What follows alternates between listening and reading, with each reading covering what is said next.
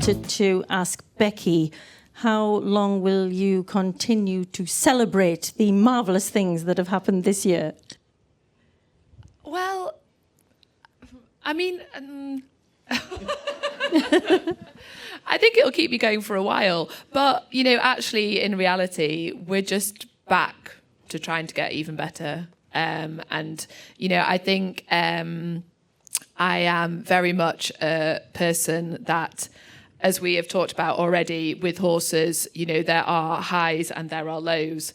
And I really do try, actually, and not go too high on the highs, because then I don't go so low on the lows. And keeping that even keel is something that's really, really important to me. So, I mean, there have been a couple of epic parties, but, you know, for the most part, it's actually just back to life as normal and, you know, get on, get better, keep developing. So, yeah. Yeah, it is always, I always think, hopefully Becky will see many other Olympics, but you've really got to celebrate the wins, absolutely. Can I ask Becky a question? You can.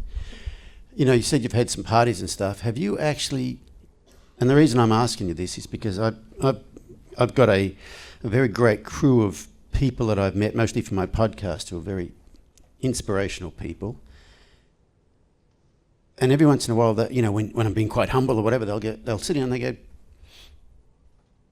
do you completely understand what you've accomplished or what you're accomplishing? Have you, and I'm not talking about the parties and, yeah, we did it, yeah, Paris 2024. Have you actually sat down and just took a breath and really thought about that? Or, because for me, it was a scary thought there for a while. Like, is what you actually did maybe a bit too big to sit down and yeah, I mean, with? do you know, it's a funny one because it really is quite surreal. You know, you have points where you're just like, did it actually even happen? Because of the circumstances of it and how it really came around so quick. And, you know, then actually we were in Paris we were away for 12 days, in Paris for 10.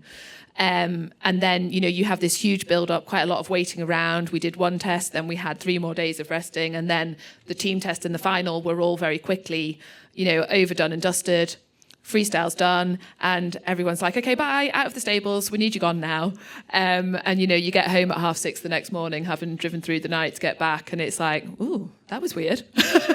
But I think, do you know, I probably spent the most money on photos that I've ever spent in my life.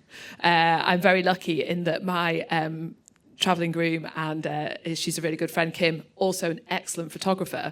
But in Paris, she was not allowed to use her camera because the lens was too big and she didn't have accreditation. So, yeah, you've got to have press accreditation if you have a camera lens over 20 centimetres long. There you go. That's something that you've learned tonight.